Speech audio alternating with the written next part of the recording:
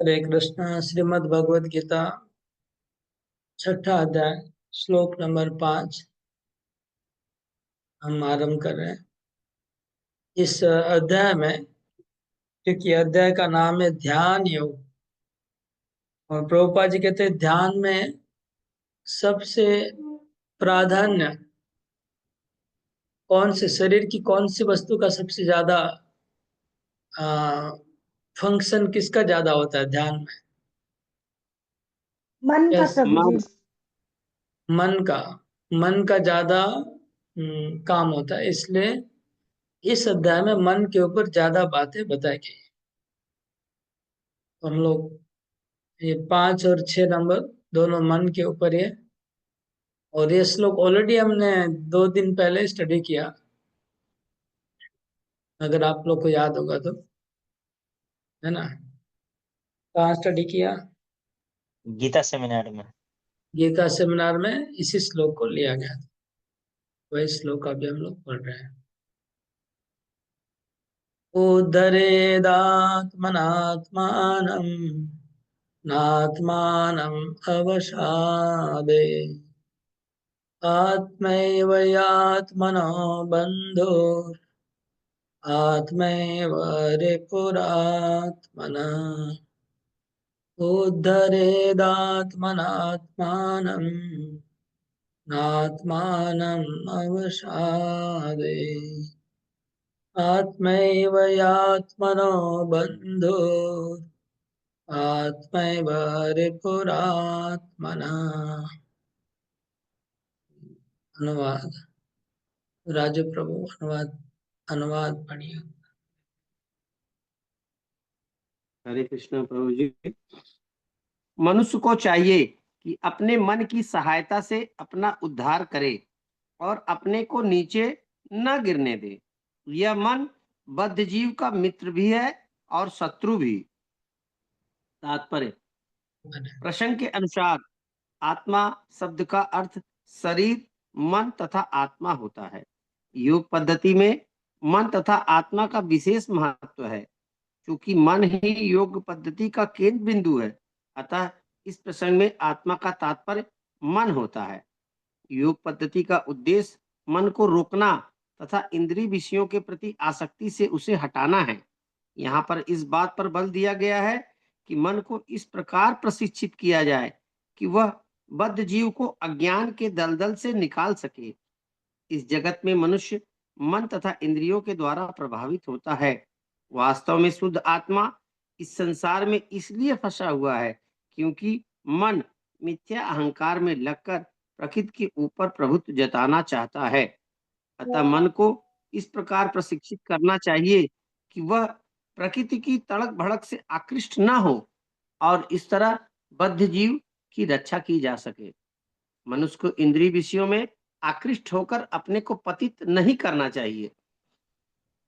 जो जितना ही इंद्रिय विषयों के प्रति आकृष्ट होगा, वह उतना ही इस संसार में फंसता जाता है।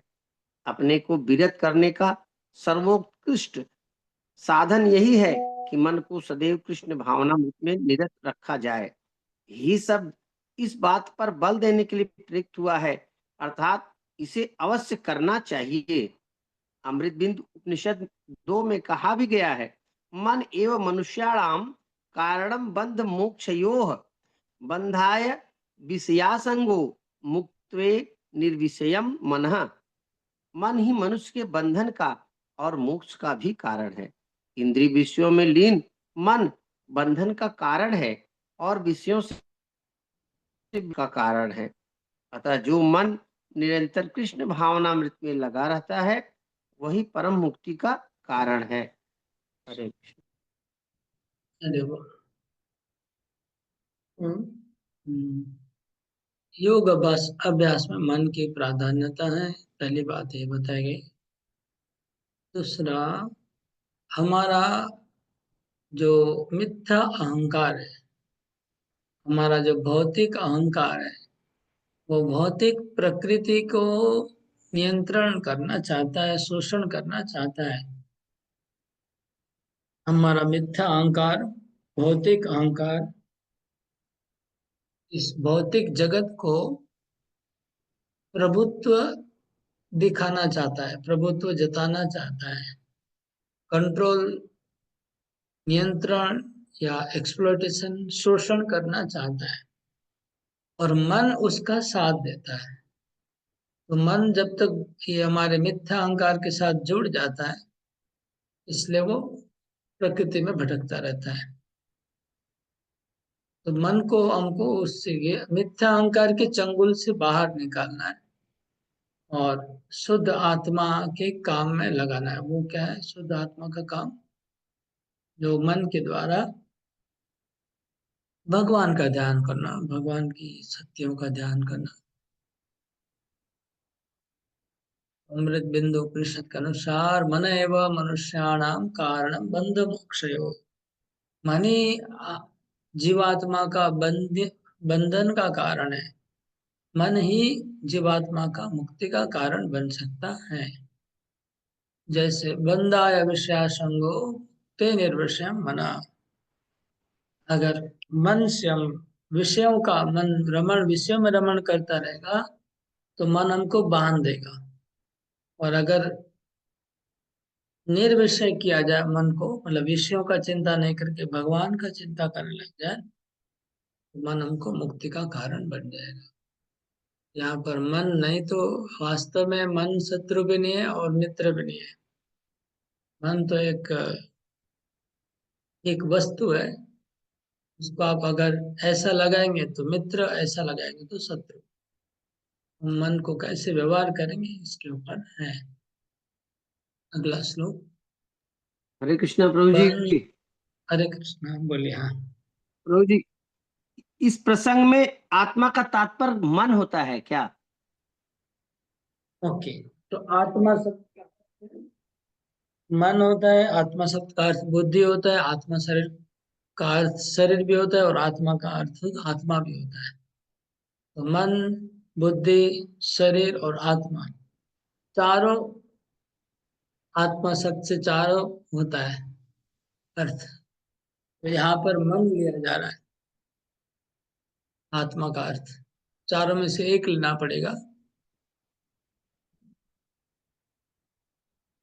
चारों तो अलग अलग है ना प्रभु जी? क्या बोले? चारों तो अलग अलग है। चारों अलग अलग है। मैंने गीता सेमिनार तो आपने ध्यान से सुना ना? जी प्रभु। तो इस श्लोक का मैंने अर्थ क्या बताया था, याद है क्या?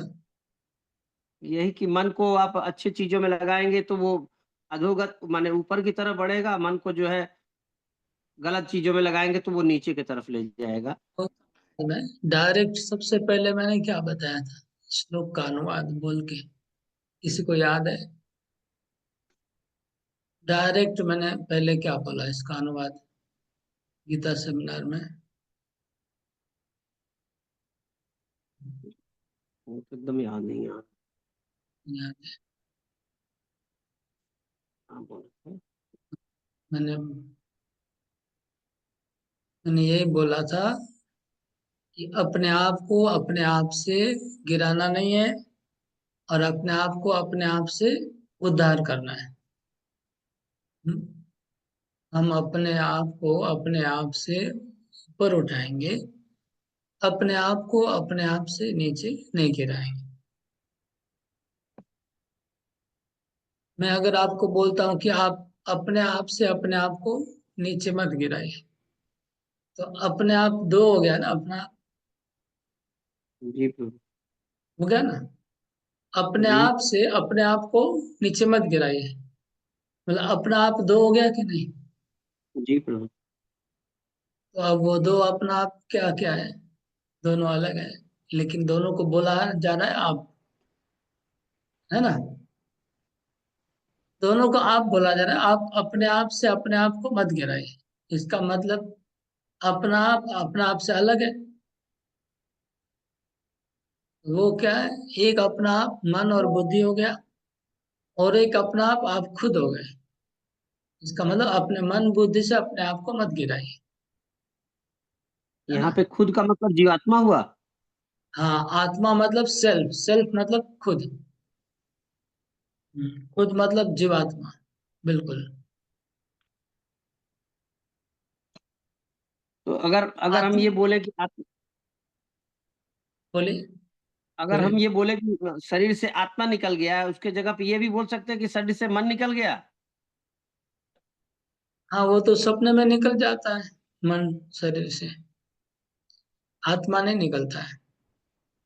आत्मा का अर्थ हमेशा आत्मा ही होगा, लेकिन कभी कभी आत्मा का अर्थ शरीर मन बुद्धि कभी कभी होता है। लेकिन अगर लिटरली कोई पकड़ेंगे तो वो आत्मा मतलब जीवात्मा ही होगा। समझ गए ना? तो इसका मतलब आत्मा का मतलब हो गया कि मन बुद्धि अहंकार भी आत्मा के संग निकल जा रही है। एक्चुअली रियल आत्मा शब्द का अर्थ होता है मैं खुद। आत्मा मतलब मैं मैं खुद। आत्मा मतलब आप। अब जो अपने आप को शरीर मानता है ना, उसके लिए आत्मा मतलब शरीर हुआ। जो अपने आप को मन मानता है उसके लिए आत्मा मतलब मन हुआ। और जब कोई समझ जाता है कि मैं शरीर नहीं हूँ, मैं मन नहीं हूँ, मैं बुद्धि नहीं हूँ, मैं चिन्मय आत्मा हूँ, तब उसके लिए शरीर अलग हो गया, मन हो गया, बुद्धि अलग हो गया।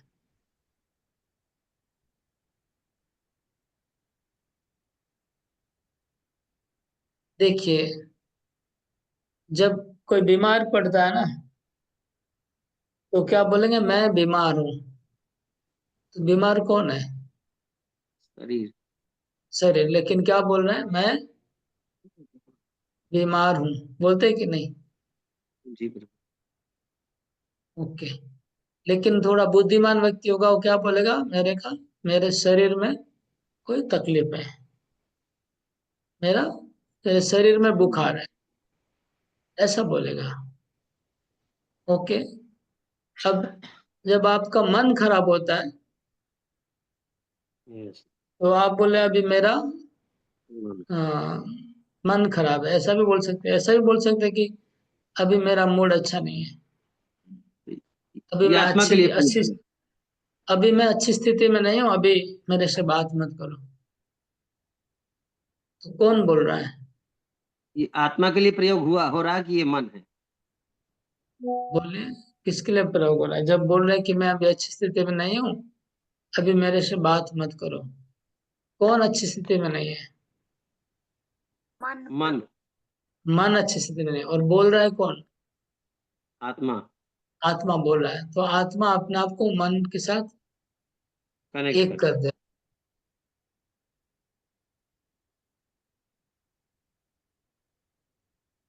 तो इसलिए इस तरह से कभी कभी लोग अपने आप को शरीर ही मानते हैं, इसलिए आत्मा बोल के उनके लिए शरीर है। मैं मतलब मैं का अर्थ कभी कभी शरीर होता है कि नहीं? मैं का अर्थ मन होता है, मैं का अर्थ बुद्धि होता है, और जब एक्चुअली मैं का अर्थ आत्मा ही होना चाहिए।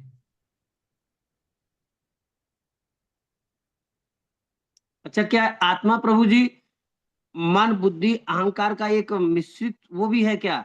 जैसे हमारा आत्मा निकल गया तो इसका मतलब उसमें मन बुद्धि अहंकार भी निकल गया। आत्मा बिल्कुल मिश्रित नहीं है, टोटली शुद्ध सत्व है, टोटली अलग है शरीर से, पंचभूतों से, भौतिक पदार्थ से संपूर्ण अलग है। तो लेकिन साथ में भी जब शरीर से आत्मा निकल यस, साथ में निकल जाता है। साथ में निकलने का मतलब ये नहीं कि दोनों एक है, तो साथ उसका में क्या निकल अस्तित्व जाता। रहेगा?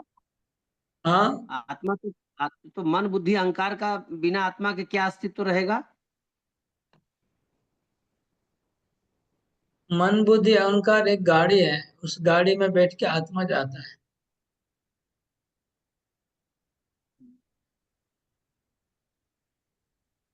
समझ गए? तो अगर भगवत एक धाम वो आत्मा, अगर वो एक भगवत धाम एक फैक्ट्री, एक ऑफिस के अंदर से गाड़ी भी निकला और मालिक भी निकला, एक साथ निकला, तो आप बोलेंगे कि गाड़ी और मालिक दोनों एक ही है, क्योंकि एक साथ निकल रहे हैं इसलिए दोनों एक है? नहीं बोलेंगे। भगवत धाम जाएंगे तो क्या होगा? तो क्या ये मन बुद्धि प्रश्न है अहंकार क्या? भी जाएगा आत्मा के संग? ओके, जब भगवत धाम जाएंगे तो भौतिक मन, भौतिक बुद्धि और भौतिक अहंकार है, वो आध्यात्मिक बन जाएगा, स्पिरिचुअल बन जाएगा। स्पिरिचुअल मन, आध्यात्मिक बुद्धि, आध्यात्मिक अहंकार आत्मा के साथ जाएगा, और उसमें फिर भेद नहीं है। आध्यात्मिक आत्मा और आध्यात्मिक मन बुद्धि अहंकार एक ही है, अलग नहीं है। तो सब जाएगा एक साथ, मतलब क्वालिटेटिवली एक ही है।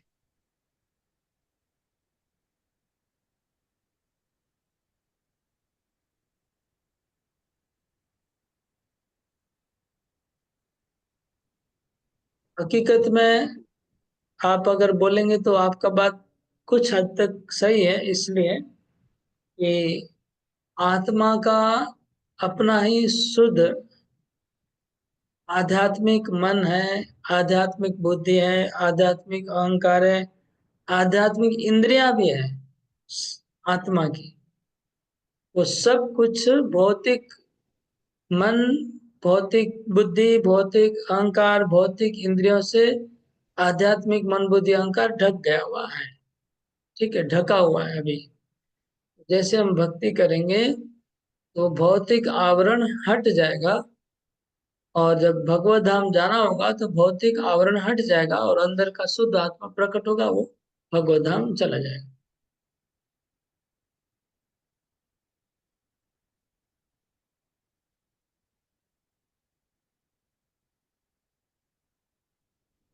समझ रहे हैं क्या?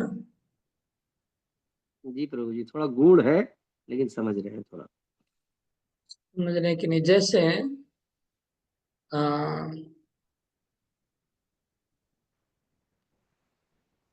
जैसे कि हमने इनर इनर पहन के रखा है, इनर पहन के रखा जो बॉडी से एकदम चिपका हुआ है ना? इनर जो पहना है हमने वो बॉडी से पूरा चिपका हुआ है, दिखता नहीं है, फर्क नहीं दिखता है। आजकल तो ऐसा कपड़ा पहनते हैं माते लोग, तो पाँव है कि कपड़ा है पता नहीं चलता, एक्चुअली वो कोई कपड़ा पहना है लेकिन लग रहा है कि पाँव है ना? समझ रहे जस्ट क्या? तो जी। आत्मा का ऐसा ही मन बुद्धि अहंकार है शुद्ध, और उसके ऊपर फिर दूसरा जो कपड़ा पहन रहे हैं वो भौतिक मन बुद्धि अहंकार उसके ऊपर पहना हुआ है। तो जब भौतिक मन बुद्धि अहंकार उतार देगा आत्मा, तो आध्यात्मिक मन बुद्धि अहंकार जो आत्मा से अलग नहीं है, एक जैसा आत्मा के साथ ही मिला हुआ है, वो अपना आत्मा चला जाएगा उसको लेकर के भगवत धाम।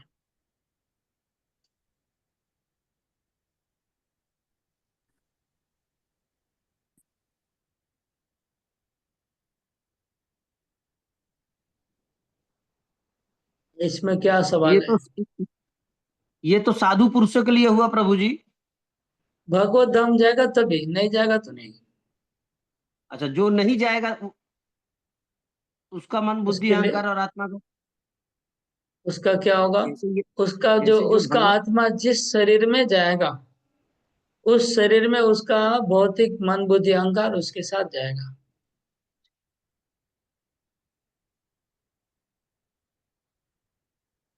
समझ लीजिए एक आदमी भगवत धाम नहीं जाएगा तो कहाँ जाएगा? कहीं तो कहीं नहीं जाएगा ना, कहाँ जाएगा?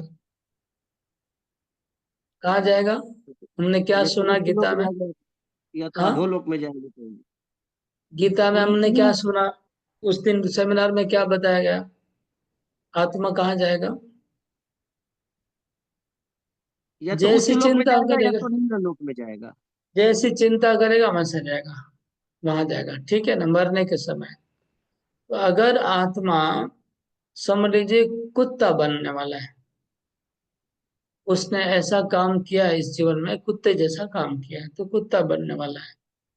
जो कुत्ता बनने वाला है उसका मन बुद्धि अहंकार कुत्ते के शरीर में जाएगा, आत्मा भी उसके साथ में जाएगा।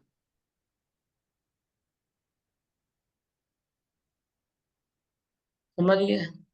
इसको ऐसा भी कह सकते हैं प्रभु जी कि आत्मा का जो है ये सवारी है ये लोग। वही तो मैं गाड़ी बोला था, अब सवारी बोले एक ही बात है। जी, जी। मैंने क्या बोला? गाड़ी है मन बुद्धि अहंकार, सवारी है, वाहन है, आत्मा का वाहन है, कैरियर है। मन बुद्धि अहंकार पहले जाएगा कुत्ते के शरीर में, फिर आत्मा जाएगा। मतलब कहने का मतलब कि उस आदमी का सूक्ष्म शरीर जो है ऑलरेडी कुत्ते का शेप धारण कर लेगा, कुत्ते का आकृति अंदर में ऑलरेडी रेडी हो जाएगा, फिर वो कुत्ते के शरीर में जाएगा। तो जो बनना है उसका मन ऐसे ही बन जाएगा पहले ही। एक ओके, लास्ट प्रश्न होगी बोलिए। कि मृत्यु के बाद अगर मान लीजिए आत्मा ने अच्छा काम नहीं किया, बुरा काम किया है, तो उसका जो पाप कर्म है उसको माने वो जैसे नरक जाएगा या स्वर्ग जाएगा, ये क्या जाता है आत्मा भोग करने, माने उसका कष्ट का जो कर्म है उसका कर्म का फल के लिए उसको क्या नरक या स्वर्ग वास्तव में जाना पड़ता है ना, यहीं पे करना होता है? 100% जाएगा, नहीं जाने का क्या बात है, नहीं जाने का क्यों बात आ रहा है? क्योंकि संग संग ही तो फिर उसको दूसरा जीवन मिल जाता है कि उसको पहले भोग नहीं, दंड करके फिर आना। हाँ, नहीं नहीं, संग संग नहीं होगा, पहले भोग करेगा फिर शरीर मिलेगा अगला। देखिए, अगर उसको नरक में जाने का होगा तो नरक जाके आएगा, फिर दूसरे शरीर में प्रवेश करेगा, कुत्ते बिल्ली जो भी। और अगर किसी को नरक में नहीं भोगवाना है, वो कुत्ते के शरीर में उसको पाप को भोगवाना है, तो डायरेक्ट कुत्ता बना देंगे। इसी तरह जिसको स्वर्ग में जाने का बात लिखा है वो स्वर्ग में जाएगा। अगर स्वर्ग में नहीं जाना है, पृथ्वी पे ही कोई अच्छे घर में जन्म ना, तो कोई अच्छे घर में उसको इधर ही जन्म दे देंगे। पुण्य कर्म करने से या तो स्वर्ग होगा या पृथ्वी में कोई अच्छे घर में जन्म होगा। पाप करने से या तो नरक जाएगा या पृथ्वी पे ही कोई नीच योनि में जन्म होगा, पृथ्वी पे। कुत्ता बिल्ली बाघ भालू सर्प बिच्छू, जो भी केचुआ कुछ भी बन सकता है पृथ्वी पे।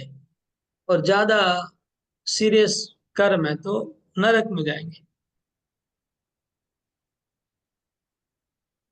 ओके प्रभु तो जी, थैंक जहां यू। भी हमको जाना है वहां आत्मा ही तो भोगेगा, और कोई नहीं जाएगा। अगर जाना है तो आत्मा को ही जाना है, और किसी को जाने का नहीं है, और कोई जाने वाला है भी नहीं आत्मा के सिवा।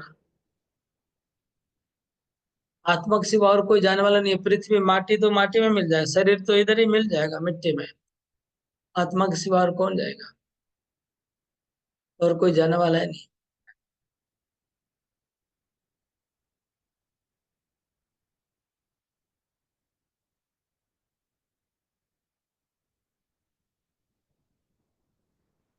ओके, अगला श्लोक फिर।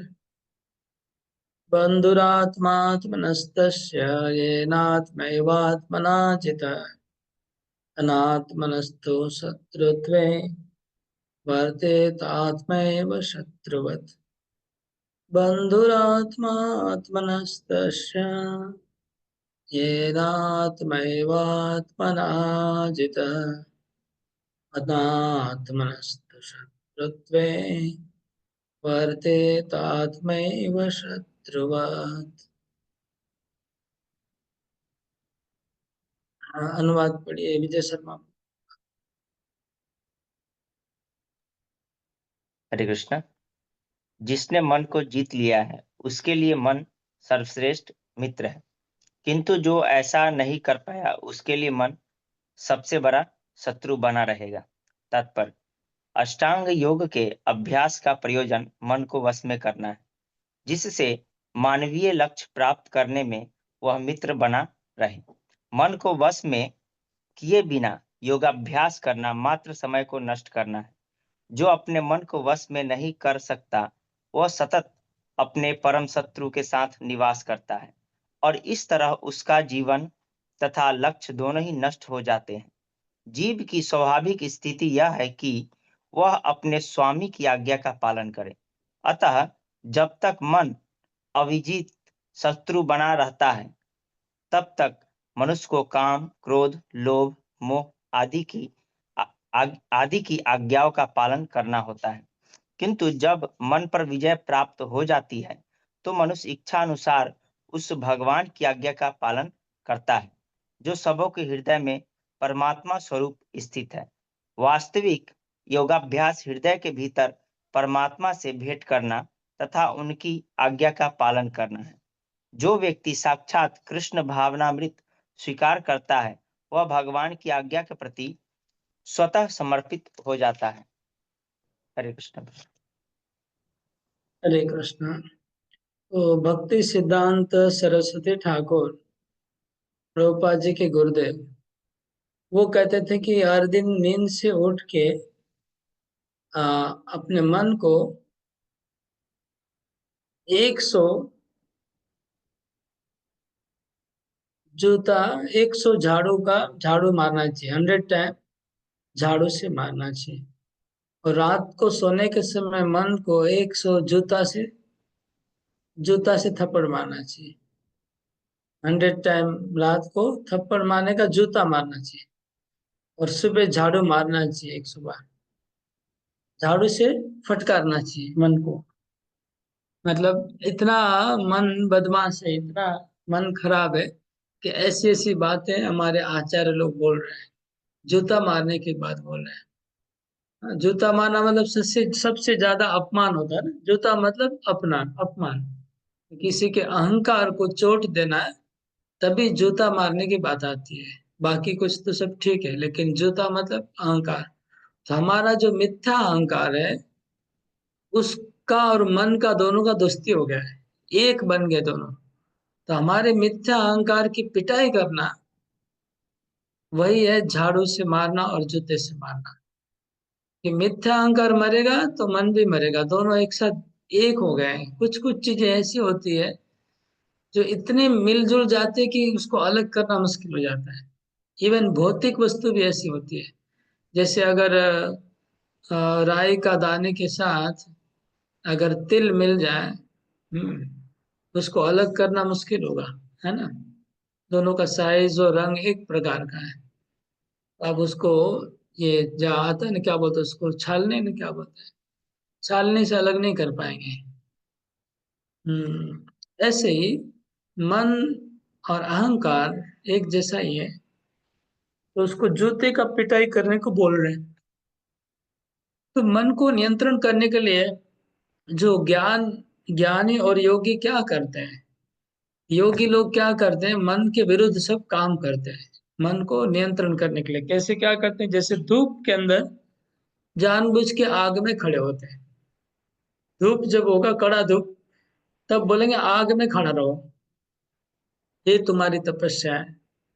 जो मन नहीं चाहता है वही करेंगे। और ठंडी के समय बोलेंगे कि ठंडे पानी में यहाँ तक गले में डूब के रहो, ठंडी ठंडी के समय बोलेंगे। ऐसा मन के विरुद्ध। वह जो चीज खाना पसंद नहीं है उसको जबरदस्ती खाना। जैसे मिठाई पसंद है और तो मिठाई नहीं देंगे खाने को। हम नहीं खाएंगे मिठाई जानबूझ के क्योंकि हमको पसंद है। तो इस तरह से मन को मारते ज्ञान और योग में। या फिर आपको समझ लीजिए फीका खाना खाएंगे, आज नमक और चीनी के बिना का खाना शुरू खाएंगे, तो मन को इस तरह से मारते। तो मन को बहुत कष्ट होता है, लेकिन बुद्धिपूर्वक ज्ञानी लोग मन को इस तरह से दबाते हैं। वह ठंडी में आ, ठंडे पानी से नहाना ठंडी के मौसम में डिफिकल्ट होता है। लेकिन जबरदस्ती आप ठंडा पानी शरीर पर डाल दीजिए, तो इस तरह से मन मरता है। मन को इस तरह से मारा जाता है ज्ञान में और योग में।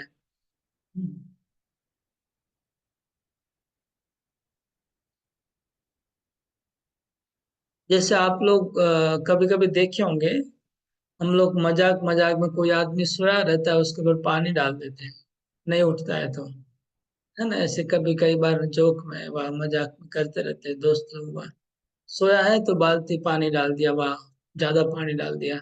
इस तरह से मन को इस तरह से मारा जाता है। तो ये ज्ञान और योग में। और भक्ति में क्या, कैसे मन को मारते हैं? भक्ति में मन को मारने का उपाय दूसरा है। कि आपको मन को जप करने बिठा देंगे, 2 घंटा जप करना पड़ेगा, चाहे कुछ भी हो, और कुछ नहीं देखेंगे नहीं सुनेंगे, तुमको बैठ के जप करना पड़ेगा, अच्छा नहीं लगेगा तो भी करना है। या फिर भागवत कथा सुन रहे हैं, भागवत का प्रवचन सुन रहे हैं, तो उसमें अच्छा नहीं लग रहा है मन को, मन बार बार बोलता है चलो उठ के चलो, चलो उठ के जाओ, चलो उठ के जाओ, लेकिन उसको उठने नहीं देंगे। जब करते करते मन बार बार बोलेगा कि थोड़ा चलो टहलना है, मोबाइल देखना है, ये करना है, वो करना है, जब के बीच में उसको वो करने नहीं देंगे। जब ही सुनना पड़ेगा, जब ही करना पड़ेगा तुमको। तो भक्ति में ऐसे मन को मारा जाता है।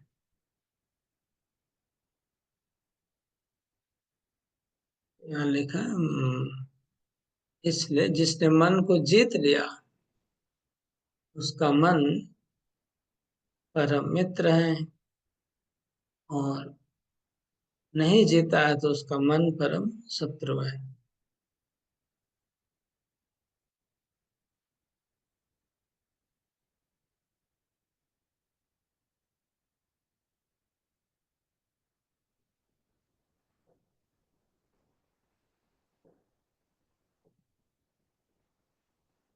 तो अगर किसी ने मन को जीत लिया है उसका प्रमाण क्या है?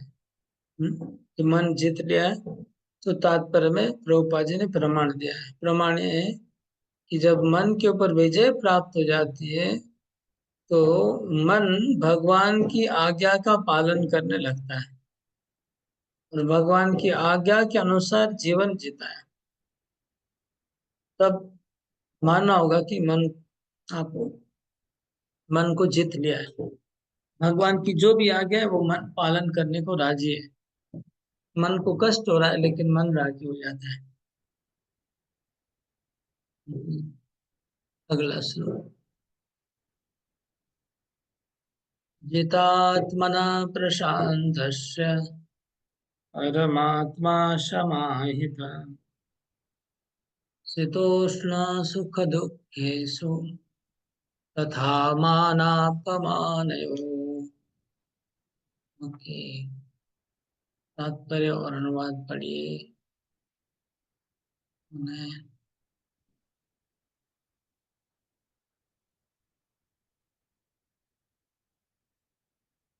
अजय साहू को आपका उड़िया गीता है कि हिंदी गीता है? ओके, उदय उदय सिंह प्रभु आप पढ़िए, अनुवाद और तात्पर्य। प्रभु जी हम घर पर नहीं, थोड़ा बाहर में है, वहां से हम क्लास ज्वाइन कर रहे हैं प्रभु। ओके, किताब ठीक है, हमारे पास ठीक, नहीं है अभी।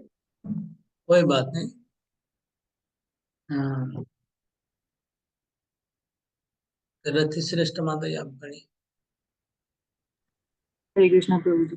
जिसने मन को जीत लिया है उसने पहले ही परमात्मा को प्राप्त कर लिया है, क्योंकि उसने शांति प्राप्त कर ली।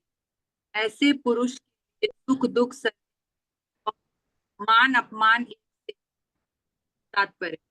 वस्तुतः प्रत्येक जीव उस भगवान की आज्ञा का पालन करने के निमित्त आया है जो जन जन के हृदयों में परमात्मा रूप में स्थित है। जब मन बहिरंगा माया द्वारा विपथ कर दिया जाता है तब मनुष्य भौतिक कार्यकलापों में उलझ जाता है।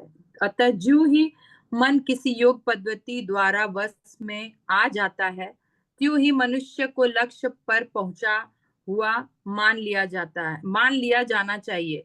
मनुष्य को भगवत आज्ञा का पालन करना चाहिए।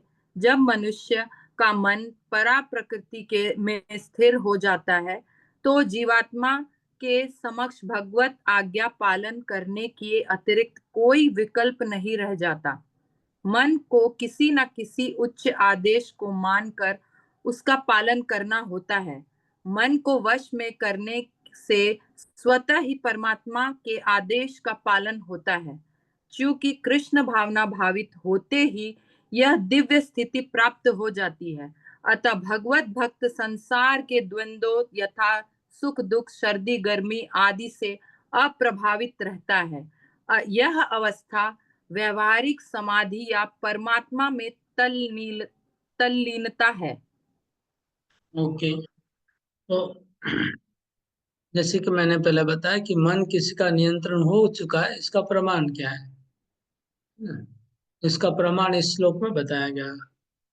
मतलब उसका प्रमाण ये है कि पहले तो मन प्रशांत से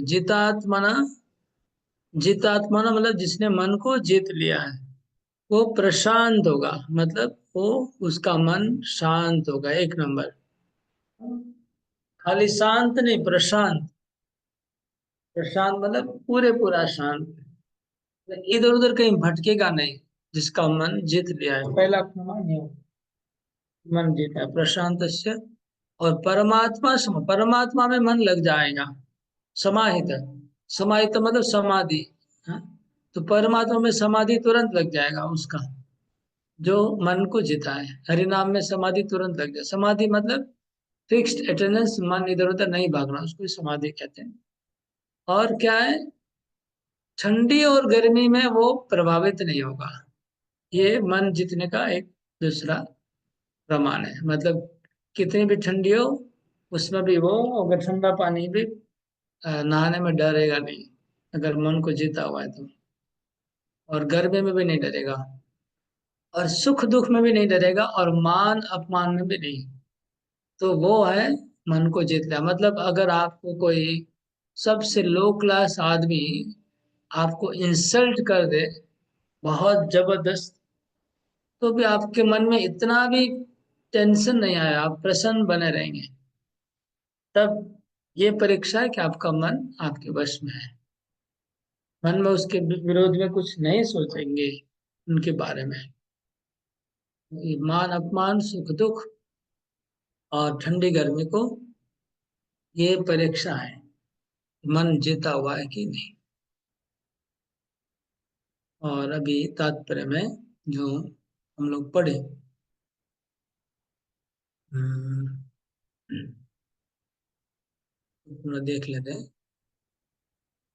तो जब किसी का मन जीता हुआ है, प्रभुपाद जी बोलते हैं, तो उसके पास परमात्मा की आज्ञा स्वाभाविक रूप से वो फॉलो करता है। जब मन को जीत लिया कोई किसी ने, तो उसका बहुत स्वाभाविक स्वभाव होगा कि परमात्मा की आज्ञा पे चलना। कि मन को जीत लिया है, तो अभी अभी किसको फॉलो करें? जब मन को जीत लिया तो अब सतोगुण को, तमोगुण को, रजोगुण को तो फॉलो करना नहीं है। तो नेचुरली वो परमात्मा को फॉलो करने लगेगा मन। ये प्रमाण है मन को जीतने का।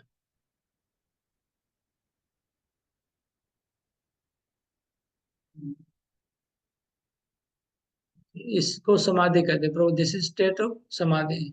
प्रभुपाद बोलते यही समाधि है, जब मन कृष्ण में लग जाए। कोई क्वेश्चन है? हाँ, क्या अगला श्लोक? ज्ञान विज्ञान तृप्तात्मा कुटस्थो विजितेन्द्रिय युक्त इति उच्यते योगी समलोष्ट्रास्मकञ्चन।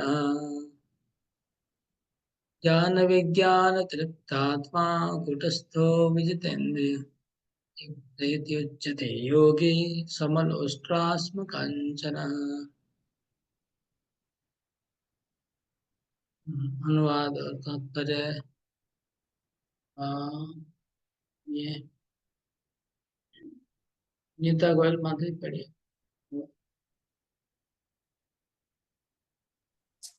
हरे कृष्ण प्रभु। वह व्यक्ति आत्म साक्षात्कार को प्राप्त तथा योगी कहलाता है, जो अपने अर्जित ज्ञान तथा अनुभूति से पूर्णतः संतुष्ट रहता है। ऐसा व्यक्ति आध्यात्म को प्राप्त तथा जितेंद्र कहलाता है। वह सभी वस्तुओं को, चाहे वे कंकड़ हो, पत्थर हो या कि सोना, एक समान देखता है। तात्पर्य: परम सत्य की अनुभूति के बिना कोरा ज्ञान व्यर्थ होता है। भक्ति रसामृत सिंधु में कहा गया है, अतः श्री कृष्ण नामादि न भवेद ग्रह मिनेन्द्रिय सेवन मुखे ही जियोदो स्वयं में सुफुरत यद। कोई भी व्यक्ति अपनी दूषित इंद्रियों के द्वारा श्री कृष्ण के नाम, रूप, गुण तथा उनकी लीलाओं की दिव्य प्रकृति को नहीं समझ सकता। भगवान की दिव्य सेवा से पूरित होने पर ही कोई उनके दिव्य नाम, रूप, गुण तथा लीलाओं को समझ सकता है। यह भगवत गीता कृष्ण भावनामृत का विज्ञान है। मात्र संसारी विद्वंता से कोई कृष्ण भावना भावित नहीं हो सकता। उसे विशुद्ध चेतना वाले व्यक्ति का सानिध्य प्राप्त होने का सौभाग्य मिलना चाहिए। कृष्ण भावना भावित व्यक्ति को भगवत कृपा से ज्ञान की अनुभूति होती है, क्योंकि वह विशुद्ध भक्ति से तुष्ट रहता है। अनुभूत ज्ञान से वह पूर्ण बनता है। आध्यात्मिक ज्ञान से मनुष्य अपने संकल्पों में दृढ़ रह सकता है, किंतु मात्र शैक्षिक ज्ञान से वह ब्रह्म विरोधाभासों द्वारा मोहित और भ्रमित होता रहता है। केवल अनुभवी आत्मा ही आत्म संयमी होता है, क्योंकि वह कृष्ण की शरण में जा चुका होता है। वह दिव्य होता है क्योंकि उसे संसारी विद्वंता से कुछ लेना देना नहीं रहता। उसके लिए संसारी विद्वंता तथा मनोधर्म, जो अन्यों के लिए स्वर्ण के समान उत्तम होते हैं, कंकड़ों या पत्थरों से अधिक नहीं होते। हरे कृष्ण।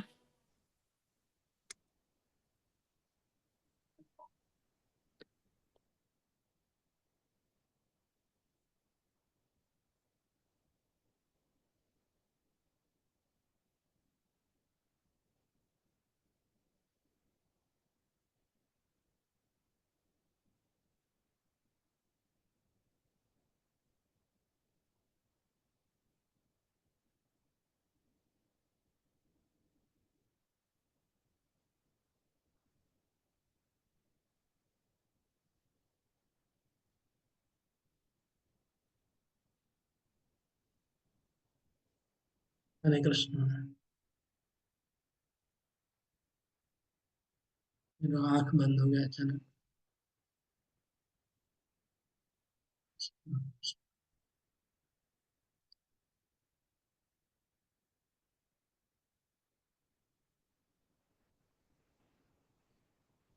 8 नंबर श्लोक पढ़ लिया ना अनुवाद?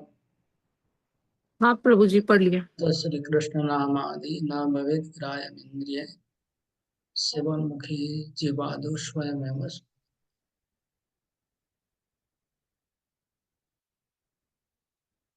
कृष्ण भावनामृत का ज्ञान खाली थियोरी से नहीं होगा, कृष्ण भावना का प्रैक्टिस करने से होगा, ये बोल रहे हैं रूपा जी पहले। ज्ञान विज्ञान तृप्तात्मा कुटस्थो विजितेन्द्रिय युक्त इत्युच्यते योगी समलोष्टास्म कांचना। तो जिसने अपने मन को जीत लिया है, परमात्मा के समाधि में है, वो व्यक्ति ज्ञान और विज्ञान से तृप्त हो गया है। ज्ञान मतलब थियोरेटिकल नॉलेज, विज्ञान मतलब रियलाइज नॉलेज, उपलब्धि का ज्ञान। और ऐसा व्यक्ति जो इंद्रियों को भी विजित है, इंद्रियों को जीत लिया है, वो योगी क्या है? समलोष्ट्रास्म कांचना, मतलब मिट्टी, मिट्टी का एक आ, मिट्टी, सोना और पत्थर तीनों को बराबर देखता है। उसकी नजर में तीनों बराबर है। मिट्टी, पत्थर और सोना तीनों उनकी नजर में बराबर है, उसमें कोई भेद नहीं दिखता है।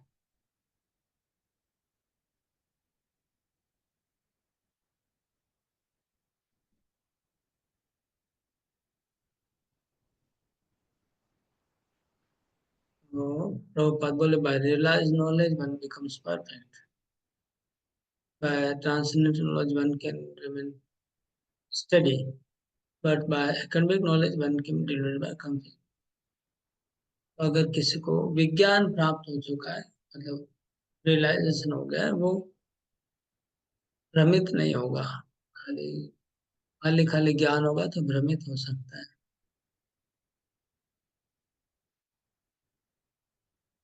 कि इसमें कोई कोई क्वेश्चन है? मतलब मिट्टी, पत्थर और सोना को एक तरह से देखने का मतलब क्या हो गया? समान रूप से देखने का अर्थ क्या हुआ? मिट्टी, पत्थर और सोना तीनों को एक नजर से देखने का अर्थ क्या हुआ? एक्चुअली जो ज्ञान, ये ज्ञान मार्ग क्या श्लोक है सब। हाँ, जो ज्ञानी है वह योगी है, उसको तो कोई सोने से कोई मतलब नहीं है, मिट्टी से भी कोई मतलब नहीं है, पत्थर से कोई मतलब नहीं है, क्योंकि वो तो, उसको तो घर बंगला बनाना नहीं है कि उसको सोना चाहिए। ज्ञानी को तो कुछ नहीं चाहिए, उसको तो खाली दिन में 2 बार भोजन करना है, वो भिक्षा करके खाना है, भिक्षा करके भोजन करता है। इसलिए ये ज्ञानी के लिए है, लेकिन भक्त लोग कर्मी के लिए नहीं। कर्मी के लिए तो बहुत मायने रखेगा सोना, कर्मी को तो सोना मिलेगा तो बहुत बड़ी बात है, और मिट्टी को वो परवाह नहीं करेगा।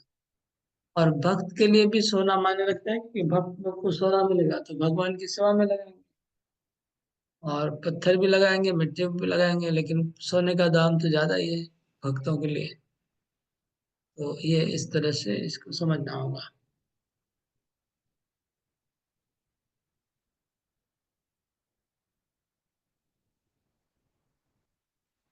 ओके, कोई प्रश्न हरे है? कृष्णा प्रभु जी।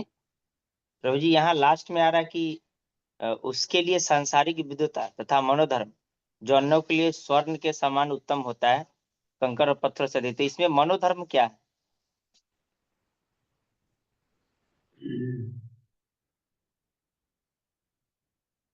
He is transcendental because nothing to do with mundane scholarship. For a mundane success and mental speculation, which may be as good as gold to others, are of no greater value than pebbles and stone. Okay. मानसिक कल्पना, मानसिक कल्पना और भौतिक विज्ञान, भौतिक भौतिक विज्ञान में अगर कोई पंडित है, विद्वान है, तो भक्तों के लिए उसका कोई वैल्यू नहीं है ना। समझ लीजिए कोई किसी का मटेरियल डिग्री है, बहुत बड़ा डिग्री आईआईटी है, और कोई बड़ा डिग्री एमआईटी से कोई किया है, बड़ा डिग्री एमटेक, लेकिन जो भगवान का शुद्ध भक्त है उसके लिए डिग्री का कोई वैल्यू नहीं है। ये हो गया। और मानसिक कल्पना, उसका भी कल्पना से, कल्पना का कोई वैल्यू, जीरो वैल्यू है भक्तों के पास, है ना। कल्पना का वैल्यू भक्तों के पास जीरो है। चाहे कोई शास्त्र का ज्ञान है, उसका वैल्यू है, लेकिन काल्पनिक ज्ञान है, उसका ज्ञान वैल्यू जीरो है। ये प्रभुपाद बोल रहे हैं। तो दूसरों के लिए गोल्ड लगता है, दूसरे भौतिकवादियों को अगर आईआईटी का नाम सुनने से बहुत प्रभावित हो जाते हैं, लेकिन भक्तों के लिए वो प्रभाव नहीं करता है। और जो बड़ी बड़ी कल्पनाएं हैं, कविताएं लिखते हैं, फ्रिक्शन लिखते हैं, भौतिक जगत वालों के लिए उसकी बहुत वैल्यू हो सकती है, लेकिन भक्तों के लिए उसकी वैल्यू जीरो है। हाँ, जैसे रविंद्रनाथ टैगोर की बड़ी बड़ी कविता है, लोगों तो बहुत उनका रेस्पेक्ट करते हैं, लेकिन भक्तों के पास उसका जीरो वैल्यू है कविताओं का, क्योंकि मानसिक कल्पना सब है। ये बोल रहे हैं प्रभुपाद जी। हरे कृष्ण विनोद प्रभु। को बोले। प्रभु जी, लिखा है कि किंतु मात्र शैक्षिक ज्ञान से ब्रह्म विरोध भाषा द्वारा मोहित और भ्रमित होता रहता है। एक मिनट, क्या फिर से पढ़िए, क्या बोल रहे हैं? किंतु मात्र शैक्षिक ज्ञान से वह ब्रह्म विरोध भाषाओं द्वारा मोहित और भ्रमित होता रहता है। किंतु मात्र शैक्षिक ज्ञान से वह बाह्य, ब्रह्म नहीं है, बाह्य लिखा है। वह है इसी का। ओके, किंतु मात्र शैक्षिक बाह्य विरोधाभासों द्वारा मोहित और भ्रमित होता रहता है। वही शैक्षिक ज्ञान और आध्यात्मिक ज्ञान। शैक्षिक ज्ञान मतलब थियोरिटिकल नॉलेज। थियोरिटिकल नॉलेज समझते हैं कि नहीं विनोद को? हाँ प्रभु, जो पढ़ाई कर रहे हैं या हाँ, कुछ। हाँ, थियोरिटिकल नॉलेज। तो थियोरिटिकल नॉलेज से आपका भ्रम दूर नहीं होगा। आध्यात्मिक जगत का जो कंफ्यूजन है, कॉन्ट्रडिक्शन है, भ्रम है, वो थियोरिटिकल नॉलेज से दूर नहीं होगा। जब प्रैक्टिकल अनुभव करेंगे जीवन में, तब उसका भ्रम दूर होगा। क्योंकि आध्यात्मिक ज्ञान है वो भौतिक ब्रेन के लिए वो भ्रमित करने वाला है, भौतिक ब्रेन उसको ले नहीं सकता है। तो इसलिए कि अगर थियोरेटिकल नॉलेज किसी के पास है तो वो भ्रमित होगा, लेकिन अगर आप आध्यात्मिक मार्ग में हैं और आध्यात्मिक और भक्ति का आप प्रैक्टिस करते हैं तो आपको वो समझ में आएगा, तो भ्रमित नहीं होंगे, ये बोल रहे हैं।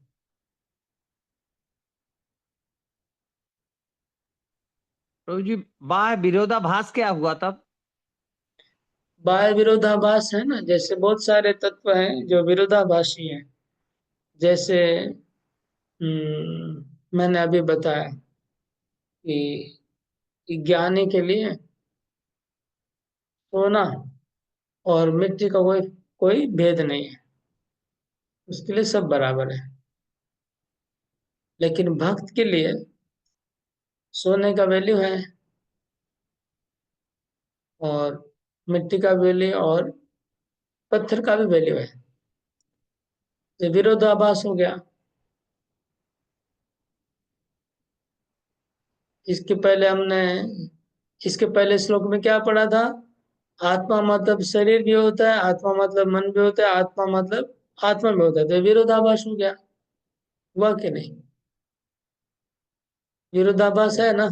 इतना यस दिन हम प्रभु। आत्मा मतलब जीवात्मा बोल रहे हैं, जी जी प्रभु। अभी आत्मा मतलब क्या बोल रहे हैं?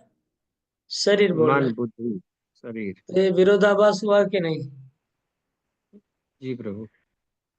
तो ऐसा विरोधाभास से जो जिसका बुद्धि खाली थियोरेटिकल नॉलेज वाला है वो भ्रमित हो जाएगा, वो समझ नहीं पाएगा, जो खाली जी थ्योरी प्रभु। मिला रहा है। लेकिन अगर किसी को प्रैक्टिकल अनुभव है भक्ति का, वो समझ सकता है कि हाँ, ये दोनों चीज में कोई कोई विरोध नहीं है, इसका अर्थ क्या है वो समझ जाएगा।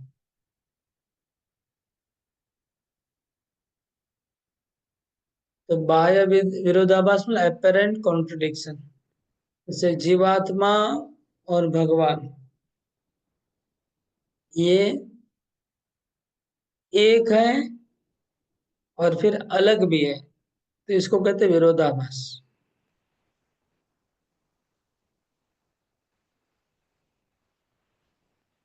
ऐसे विरोधाभास को भगवान के भक्त लोग ठीक से समझ जाते हैं।